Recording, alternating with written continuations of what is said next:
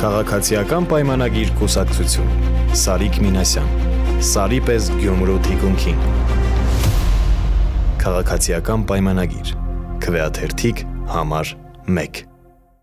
Բարև ձեզ սիրելի հեռուստադիտողներ, CVKM-ի տաղավարում հյուրընկալել եմ գլոբալիզացիայի եւ տարածաշրջանային համագործակցության վերլուծական կենտրոնի նախագահ քաղաքագետ Ստեփան Գրիգորյանին։ Բարև ձեզ, պարոն Գրիգորյան, շնորհակալություն մեր հրավերն ընդունելու համար։ Հայաստանի արտաքին քաղաքականությունը վերջին օրերին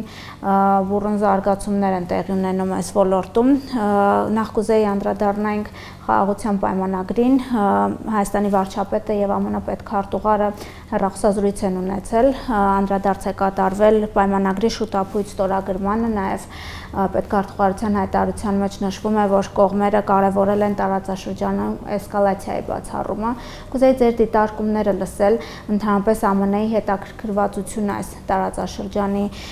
նկատմամբ այն պարագայում, երբ շատերը նշում էին, որ Թրամփին հարավային Կովկասը այնքան էլ հետաքրքիր չի լինի։ Շնորհակալություն հրավերի համար։ Ես պետք է ասեմ, որ այսօրվա իշխանությունները Հայաստանի ինչքան հասկանում եմ կարողացան Տրամփի Միացյալ Նահանգների հետ աշխատել։ Իրոք մտահոգություններ կային, օբյեկտիվ մտահոգություն, նախագահ Տրամփի համար շատ կարևոր էր կանգնացնել պատերազմը Ուկրաինայի դեմ ուղղված Ռուսաստանի կողմից, շատ էր կարևոր աջակցել Իսրայելին, ինքը կենտրոնացած էր այդ երկու մեծ պատերազմների վրա ու կարծես թե ուշադրություն չէր դարձնի, ինչ առիթ դարձավ այդ պրոռուսական ուժերի ոգևորվել, բայց մենք այն ժամանակ էլ ասում էինք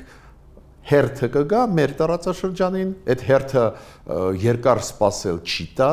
քանի որ տարածաշրջանն է հարավային Կովկասը անչափ կարևոր է ու դուք տեսնում եք բացի դրանից որ Դոնալդ Տրամփը հանդիպեց Նիկոլ Փաշինյանի հետ Փարիզում, բացի դրանից որ Նիկոլ Փաշինյանը երկու անգամ հանդիպեց Վենսի հետ փոխնախագահի հետ Միացյալ Նահանգների, ես չեմ ասում հեռախոսազանգերի մասին նաև, բացի դրանից հիմա դուք տեսնում եք, չէ, շատ կոնկրետ քայլեր, օրինակ Ուոլցը, որ գլխավոր խորհրդականն է անվտանգային հարցերով Դոնալդ Տրամփի, հիշում եք արտահայտվեց, ասեց, որ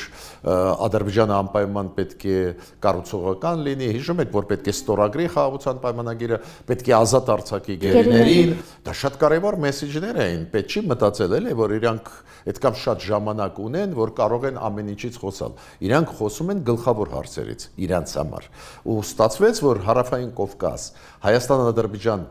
խաղաղության այդ process-ը շատ կարևոր է Միացյալ Նահանգների համար։ Ու այդ կոնտեքստում ես նայում եմ նաև երեկվա հեռախոսազրույցը Նիկոլ Փաշինյանի Մարկո Ռուբիոյի։ Իդեպ ասեմ ձեզ Մարկո Ռուբիոն էլ հիշում եք մի քանի օր առաջ ողջունեց խաղաղության այդ պայմանագրի տեքստի համաձայնեցումը վերջնական ու կոչ արեց ստորագրել։ Ու ուրեմն այս հեռախոսազրույցը անչափ կարևոր է, միանշանակ,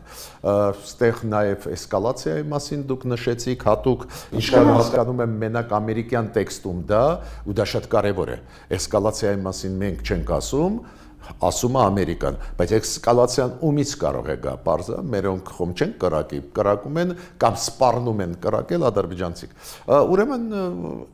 միանշանակ այդ փաստը հեռախոսազրույցի քննարկումը միանշանակ դրական է։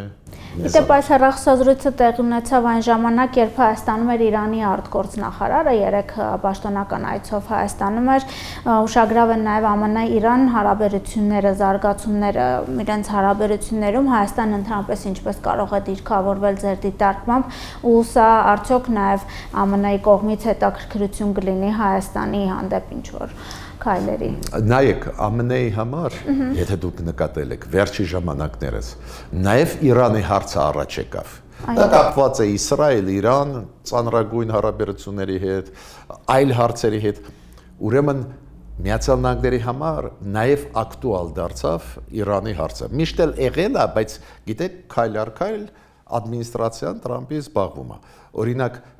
մենակ Իրանի հարցով վերջի ասենք մեր շաբաթ ես հիշում եմ Դոնալդ Տրամփի նվազագույնը 3-4 հայտարարություններ։ Իր թիմի անդամների հայտարարությունները, որով մենք պատրաստ ենք բանակցել, Իրանը իր դիրքորոշումը ունի, հիմա չեմ խոսում Իրանի դիրքորոշման մասին, իրանց դիվանագիտությունը մեծ ավանդույթներ ունի, իրանց ձևով պատասխանում են։ Բայց հետաքրքրությունը, կարևորությունը Իրանի հետ բանակցելու Ամերիկա-Իրան այդքան մեծ է Դոնալդ Տրամպի մոտ, որ անընդհատ խոսում են դրա մասին։ Մեսիջներ են ուղարկում։ Հիմա այս կոնտեքստով ես հույսով եմ, որ հեռախոսազրույցի ժամանակ նաև այդ հարցը քննարկվեց, քանի որ Հայաստանը իրոք կարող է լինել միջնորդ։ Օրինակ, Ռուսաստանը, գիտեք, պատրաստ է միջնորդություն տալ, բայց ես համոզված չեմ, որ իրանցիք Սիրիայի պատմությունից հետո կհամաձայնվեն։ Ռուսաստանը հանձնեց Սիրիայում, շատերը մտածում են, Ռուսաստանը հանձնեց Սիրիայի ժողովրդին եւ Բաշար Ասադին։ Ոչ, նաև հանձնեց Իրանը, նաև ծանրագույն վիճակի մեջ գցեց պրո-իրանական խմբերը Սիրիայում շիաներ կան, չէ՞, Հեզբոլլան,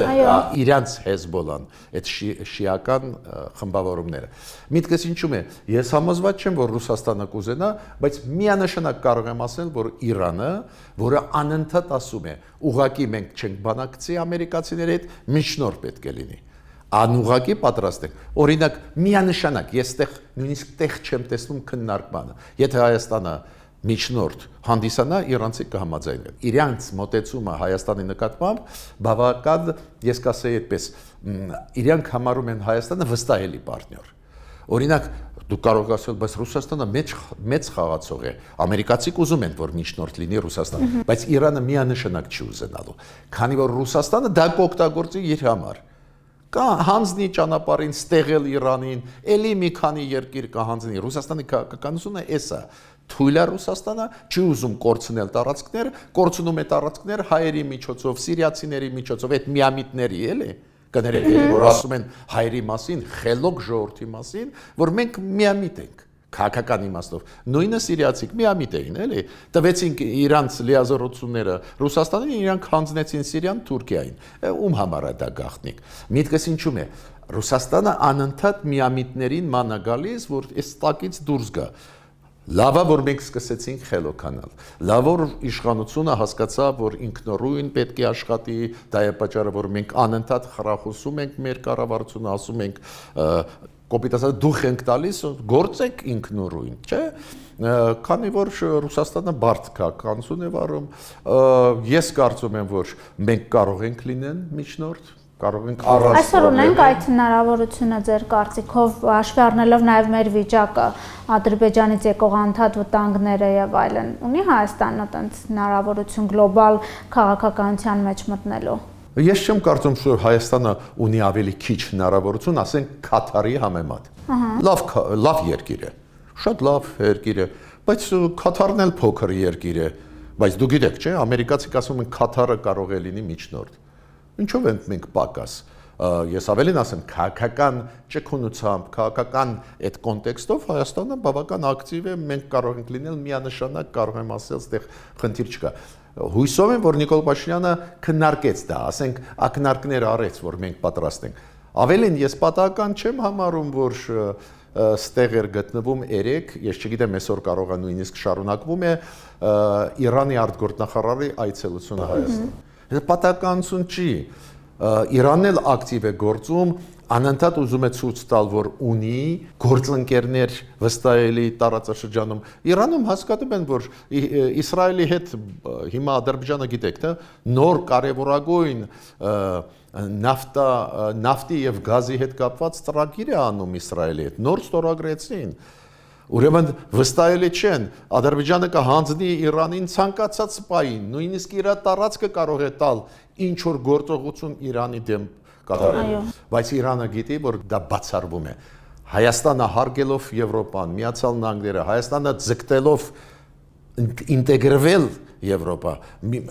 մյուս կողմից շատ վստահելի պարտներ Իրանի համար, այստեղ մեզ համար կարմիր գիծ է։ Մենք միանշանակ դեմ կլինենք, որ Իրանի դեմ, չէ, ինչ որ գործողություն ծավալի։ Այդ իմաստով հենց եւ ամերիկացիք եւ իրանցիք մեր նկատմամբ վստահելի մոտեցում ունեն։ Պարոն Գրիգորյան, մենք տեսնում ենք, որ ընդհանուր համաշխարհային ֆոնը խաղաղության պայմանագրի շուրջ բավականին դրական է։ Մենք ունենք ողջ քաղաքակիրթ աշխարհի աջակցությունը, նույնիսկ ԵՏՄ անդամ երկրներից որոշները հայտարարություն տարածեցին, որ ողջունում են բանակցությունների ավարտը եւ այլն, բայց մենք տեսնում ենք Բաքվի ոչ պատրաստ լինելը այս պայմանագրի ստորագրման հարցում, ինչու ձեր կարծիքով, արդյոք Բաքուն կգնա այդ քայլին վերջն արդյունքում, թե ոչ, եւ արդյոք մեզ պետք են երաշխավորներ ձեր կարծիքով։ Ну, ես այդպես կասեմ, նայեք, այն շատ կարևոր խնդիր է, այն երկու կետեր, որոնք համաձայնեցվեցին վերջում։ Այո։ Այդ կետերը, դու գիտեք, մենք ունենք շատերս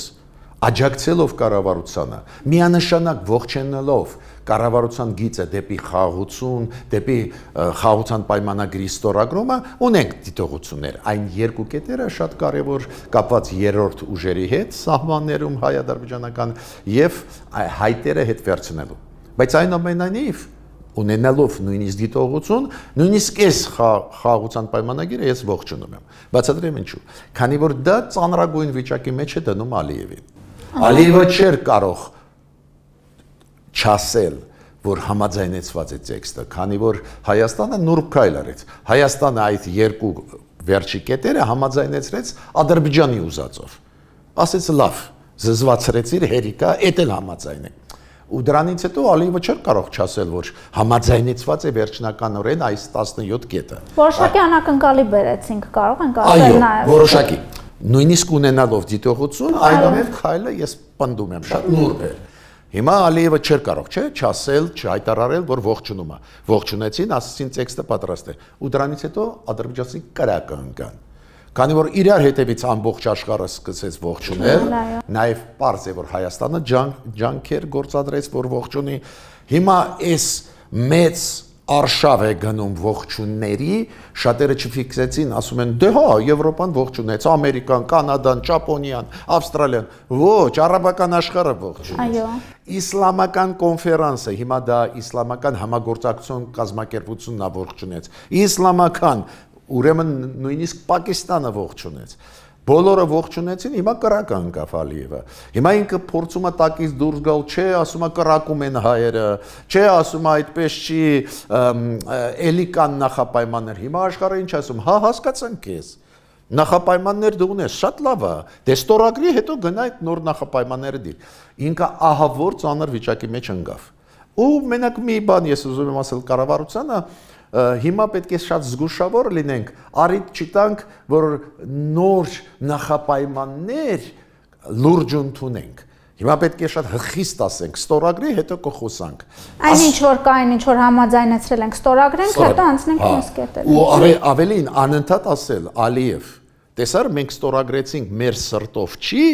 բայց մենք խաղաղության համար ստորագրեցինք։ Ահա որ հիմա ծանր վիճակում Ալիևը, իրոք ծանր վիճակում է։ Հիմա նույնիսկ իր ամենամտերիմները ծանր վիճակում են, սկսած Թուրքիայից։ Թուրքիան էլ չէ ողջունեց։ Ռուսաստանը, որը այսօր պատերազմի դուրս կգա մեր դեմ, ի խաթեր Ալիևի, բոլորը գիտեն, նաև Հայաստանում, նաև պրոռուսականները։ Ռուսաստանը նույնիսկ ուժային քայլեր կանի Ալիևի խաթեր մեր դեմ։ Նույնիսկ Ռուսաստանը ստիպված էր ասել, չէ, դե պետք է ստորագրել։ Ուրեմն պատկերացնում եք Ալիևը ինչ ծանր վիճակում է, բայց նորից կրկնում եմ, այդ կարմիր գիճը պետք է ցույց տալ, որ ոչ մի բան մենք չենք քննարկի, ոչ սահմանադրության փոփոխություն, ոչ Մինսկի խմբից դուրս գալ, ոչ մի բան։ Ստորագրի կխոսանք։ Անկեղծ ասում ենք կխոսանք, տեսար, քանի որ ստորագրումից հետո ամեն ինչ կփոխվի։ Ստորագրումից հետո Թուրքիան կբացի սահմանը։ Ես չեմ ասում, որ ես միամիտ եմ հեշտ հավատում եմ Թուրքիային, բայց Թուրքիային ուրիշ պատճառով պետք է սահմանը բացել։ Դու գիտեք, այս Տրամպի քաղաքականությունը բերեց նրան, որ Եվրոպան պետք է իր անվտանգությունը ինքը ապահովի, ու Տրամպը կյանքում չի օգնի։ Դու այդպես է քաղաքականությունը։ Մենք կարող ենք նեղանալ, կարող ենք ասել սխալ ես Տրամփ ջան, բայց այդպես է։ Հիմա Թուրքիան չի ուզում մենակ մնալ։ Իսրայելի դեմ դիմաց։ Երբ որ Տրամպը ասում է, ես ունեմ մենակ մեկ դաշնակից աշխարհում, դա Իսրայելն է։ Պարզե Թուրքիայի համար այդ խնդրեմը։ Ուրեմն Թուրքիան որտեղ պետք է լինի։ Եվրոպայի անվտանգային համակարգում։ Եվրոպան ասում է, ախպեր ջան, հարց չկա, մտի, բայց մի պայմանով, պետք է հայերի հետ սահմանը բացես։ ու եթե Ադրբեջանը ստորագրի, սահմանը իրոք Թուրքիան կբացի։ Իդեպ սա շատ ծանր է Ադրբեջանը տանում սահմանը բացելու հարցը, նույնիսկ 10 օրով հումանիտար նպատակներով, երբ սահմանը բացվեց, ես հետևում էի Ադրբեջանի նախագահի ադմինիստրացիային կից լրատվամիջոցների վերլուծական նյութերը, թե Թուրքիայի նկատմամբ ինչպիսի այսպես մաղձեր թափվում այդ օրերին, ձեր կարծիքով կարող է Ադրբեջանը խոչընդոտել հետագայում այս հարցին։ Նո հիմա էլ խոչընդոտում է, բայց գիտեք, Թուրքիան այն երկիրն է, որը ունի իր շահերը։ Այո։ Իր շահերը ունի։ Ասենք Որոնք չիզիջի Ադրբեջանին ի վերջո։ Այո, то есть միջև այսօր շահերը Թուրքիայի Ադրբեջանի հետ այդքան ուժեղ էին, որ այլ գործոններ չէր լսում Էրդողանը, բայց այս վերջի զարգացումները Տրամպի հետ կապված, այլ զարգացումները բերեցին նրան, շատերը չգիտեն ինչքան սրված են Իսրայել-Թուրքիա հարաբերությունները։ Դա է պատճառը, որ Էրդողանը հիմա պատրաստ է բացել ու գիտեք Էրդողանը լուրջ մարդ է, ինքը չի ուզենա որ Թուրքիան քանդվի, ինքը չի ուզենա ինչ որ մի մարդու պատճառով էտել բռնապետի պատճառով, ասենք Թուրքիան լուրջ վտանգի տակ ընկնի։ Էտել հաշվի առնելով, որ Լեռնային Ղարաբաղի հարցը լուծված է, ես չեմ ասում վերջնականորեն, բայց գոնե այսօր լուծված է, ոնց ուզում էր Ալիևը, ամբողջությամբ վերահսկում է։ Ուրեմն Թուրքիան շատ հավանական է, որ կբացի ու նորից կրկնում եմ, ես դա ասում եմ ոչ թե միամիտ եմ, հավատում եմ Թուրքիայի, ուղղակի զարգացումները տանում են Թուրքիային։ Թուրքիան բացելուց հետո նույն պահին ամեն ինչ կփոխվի։ Ռետորաբանությունը Ալիևի կփոխի։ Կհիշեք իմ խոսքերը, Ալիևը կասի, ես ընդհանուր էի խոսում սահմանադրության մասին։ Ես խոմ չեմ ասի այսօր փոխեք։ Կհիշեք իմ խոսքերը։ Այ ձևակերպումը հենց այդպես կլինի։ Ինձ ճիշտ չէին հասկանում հայերը։ Բացատրեմ ինչու։ Սահմանի բացումից հետո կշիռը Հայաստանի կտրուկ աճի։ Այո, ճիշտ են ասում պրոռուսականները, որ կշիռը նաև Թուրքիայի կաճի, բայց ես մտածում եմ ոչ թե Ռուսաստանի մասին, այլ մտածում եմ հայ ժողովրդի մասին։ Մեր կշիռը կաճի։ Ու այդ իմաստով, երբ որ մենք նույնիսկ քննադատում են առանձին նյուանսներ այդ պայմանագրում, ասում են կառավարությունը ուշադիր եղի, էս չես անում, այն անում ես ճիշտ, լավ ապրես, այնուամենայնիվ գիծը ճիշտ է դառնալած, որ խաղաղության օրակարգով պետք է գնաս, հասկացաք, ոչ միայն խաղաղության պայմանագրով, այլ օրակարգով։ Օրակարգով։ Պարոն Գրիգորյան, անդրադառնանք նաև Եվրաքվեի նախագծին, որը խորհրդարանում այսօր երկրորդ ընթերցմամբ ընդունվեց, մեծամասնությունը կողմ քվեարկեց, Հայաստան դաշինքը չմասնակցեց քվեարկությանը եւ 7-0 պատիվ ունեմ դաշինքից։ Կուզեի ձեր դիտարկումները լսել ընդհանրապես այս գործընթացի շուրջ, ինչ կտա սա Հայաստանին։ Նո, ես եկեք սովորենք ձևակերպել, գիտեք ոնց, որ մարդիկ մեզ հասկանան։ Դուք ասացիք մեծամասնություն։ Ես ուզում եմ ժողովրդին ասել, ԿՊ-ն քվեարկեց 7-8, քաղ պայմանագիրը։ Կանոն մեծամասնությունը հիմա մարդը կասի, ով է այնտեղ մեծամասնությունը, այ ԿՊ-ն վատն է։ Այ մեծամասնությունը լավն է։ Ոչ, այս ԿՊ-ն քաղ պայմանագիրը բոլոր ամբողջ ֆրակցիայով գնացին քվեարկեցին 7-8։ Ողջունում եմ դա ու շնորհակալություն հայտնում եմ որպես փորձագետ Հայաստանի։ Բացատրեմ ինչու։ Քանի որ այդ փաստաթուղթը մեզ պետք է ոչ թե այլ պատճառով, որ վաղը մենք կդառնանք Եվրոմիության անդամ, պարզ է մենք պատրաստ չենք, բայց ԿՊ-ն ցույց տվեց գլխավոր ուղղությունը զարգացման արտաքին քաղաքականության ոլորտում։ Նաև անում են հիմա դիվերսիֆիկացիա, աշխատում են Հնդկաստանի հետ, այլ երկրների հետ, բայց ասում են մեր տեղը ժողովրդավարական աշխարհի հետ է։ Այդ դրա համար մենք ողջունում ենք այդ որոշումը։ Հենց ԿՊ-ն արեց։ Ինչն է հետաքրքիր։ Այդ որ մենք ասում ենք նախկինները կամ պրոռուսականները պարլամենտում նորից ցույց տվեցին, որ իրանք պետության դեմ են։ Հայաստանի անկախության սուվերենության դեմ են։ Հա, իրանք միշտ ասում են, ոնց մենք սուվերենության կողմ ենք։ Էս խի եք երրորդ ֆրակցիան, չէ՞։ Խի եք դեմ քվեարկե։ Նախկիններ խի եք դեմ քվեարկում։ Նույնիսկ ձեռնտպա, խի եք քվեարկում ձեռնտպա, բացատրեմ, քանի որ իրենք ուզում են, որ Հայաստանը լինի կցորդ Ռուսաստանի։ Հիմա ֆորմալ կլինի անկախություն, գուբերնիա ուզում են տանել, ինձ հետաքրքիր չի։ Այս քվեարկությունը դա էր, դու սովերենությունը ուզում ես պայել թե ոչ, քանի որ մարդիկ մտածում են դա եվրոինտեգրացիայի համար քվեարկություն էր, ոչ միայն, նաև դրա համար էր, որ դու կամ պահում ես, պայքարում ես, որ սուվերենությունը ուժեղացնես, կամ ասում ես, չէ, գիտես ինչա, նույնիսկ ֆորմալ փեչադը կնիքը թողնենք Հայաստանի, բայց կցենք Ռուսաստանի։ Էսա տարբերությունը, ուրեմն ժողովուրդը պետք է գնահատի։ Հենց դա, որ ԿՊ-ն քվեարկեց կողմ, միայն։ Պարոն Գրիգորյան, դեպ ինչպես է Հայաստանի եւ Եվրամիության հարաբերությունները հետագայում պատկերացնում, դիտորդների մասով եմ ուզում հարցնել, որ վարչապետն էլ վերջին հարցազրույցում ասաց, որ երբ պայմանագիրը ստորագրվի, Եվրամիության հարգելի դիտորդներին կարող են այլևս նեղություն չտալ եւ փոխարտգործնախարարը խոսեց, որ կքննարկվի համագործակցության նոր ձևաչափ, դուք ինչ հնարավորություններ Ես չեմ ուզում պատասխանել, բացատրեմ ինչու։ Իմ խորհուրդը կառավարության այդ թեման ընդհանրապես չշոշափել։ Բացատրեմ ինչու։ Եվրամիությունը բաղկացած է 27 երկրներից։ Երկրներից մեկը ուղղակի կարող է նեղանալ այդ խոսքերի համար։ Բացատրեմ ինչու։ Քանի որ մենք ստորագրել ենք պայմանագիր, մենք ստանձնել ենք պարտավորություն։ Եվրամիությունը կոնսենսուսով ընդունեց 2 տարով։ Ինչի եք վերանայում ինչ որ խաղի կանոնները։ Լրեք ինչ առումով։ Աստված տա Ադրբեջանը ստորագրի, դրանից հետո կսկսենք քննարկել։ Բայց միջև այդ ինչ իմաստ ունի քննարկել, նեղացնել մարդկանց, այդ դիտորդները կյանքի գնով մեր պաշտպանում են։ Իրենք անզեն են, իրենք չեն կարողանալու իրենց պաշտպանել, եթե սկսի Ադրբեջանը իրենց վրա ուղղակի կրակել։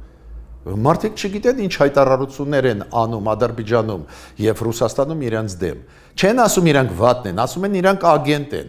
Դու գիտեք ինչ է, երբ որ ասում է պետությունը, որ սա ագենտ է, նույնիսկ կարող է ուժ կիրառի։ Պատրաստում են նույնիսկ ինչ որ կեղտոտ գործեր անել։ Ուրեմն խնդրում եմ էլի, հասկանում են, մերոնք փորձում են մեղմացնել, ասել, չէ, ձեզ չի վերաբերում, հասկացա, շնորհակալ եմ։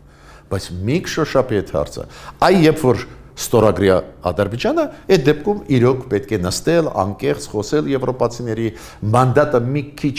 ձևափոխել, իրանք պետք է մնան միանշանակ, բայց միջև այդ իմաստ չեմ տեսնում քննարկել այդ հարցը։ Պարոն Գրիգորյան, մենք ձեզ հետ տարիների ընթացքում շատ ենք հարցազրույցներ արել, կուզեի ամփոփելով նաև ձեր դիտարկումները լսել Հայաստանում ընդհանրապես Եվրամիության հետ կապված հասարակական տրամադրությունները այս տարիների ընթացքում փոփոխություն կրել են, հաշվի առնելով նաև այն, թե ինչ տեղի ունեցավ հայ-ռուսական հարաբերություններում էր հասարակության գիտակցության մակարդակը Եվրամիության հետ հարաբերությունները խորացնելու, եվրոինտեգրման նույնիսկ մասով փոփոխություն նկատում եք։ Ես տեսնում եմ փոփոխություն, հենց դա է պատճառը, որ այդ ստորագրահավաքը տևեց 1 ամիս։ Ուղիղ 1 դե օրենքը տալիս է 2 ամիս։ 2 ամսվա մեջ պետք է հավաքեք նվազագույնը 50,000 ստորագրություն, որ այդ հարցը դառնա օրակարգային ազգային ժողովի համար։ Դուք գիտեք, որ մի ամիս չանցած հավաքեցին 50,000, ընդհանուր հավաքեցին 60,000, դուք գիտեք, հետո ստուգումներ են եւ այլ։ Ինչ եմ ուզում ասել, դա է ցույց տալիս, որ փոխվել է տրամադրությունը։ Մեր հասարակությունում պրոեվրոպական տրամադրությունները, բայց նաև որակական փոփոխություն կատարվեց,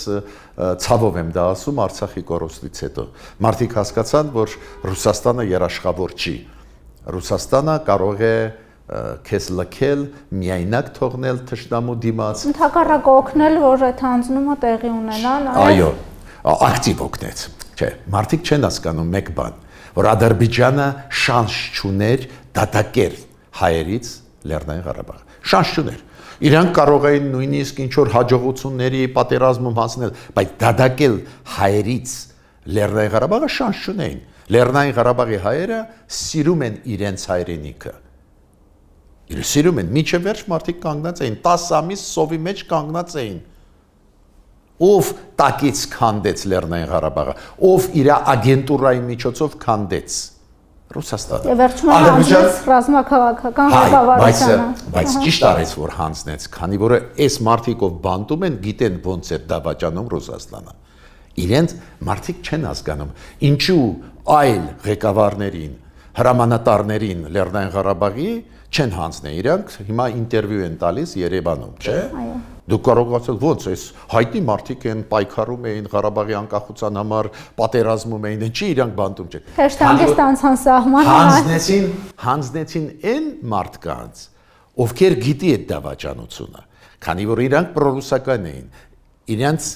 ասում էին ոնց են դավաճանում ու հանձնեցին, որ իրանք մեզ չպատմեն ոնց է Ռուսաստանը դավաճանը։ Դրա համար են բանտում պահում են, պարզ է մենք պետք է պայքարենք, որ իրանք ազատեն, այդ ուրիշ խնդիր է, բայց պատահական ընտրված մարդիկ չեն, այն մարդիկ, ովքեր հավատում էին Ռուսաստանին, մտածում էին, որ Ռուսաստանը կաջակցի։ Մինչդեռ Ռուսաստանը քանդեց ներսից միասնությունը Ղարաբաղի հայերի ու դրանով լուծվեց հարցը։ Ու պարզ է հայ ժողովուրդը խելոք ժողովուրդ է։ Հա, մեր ժողովուրդը բարի, միամիտ ժողովուրդ է, բայց խելոք է։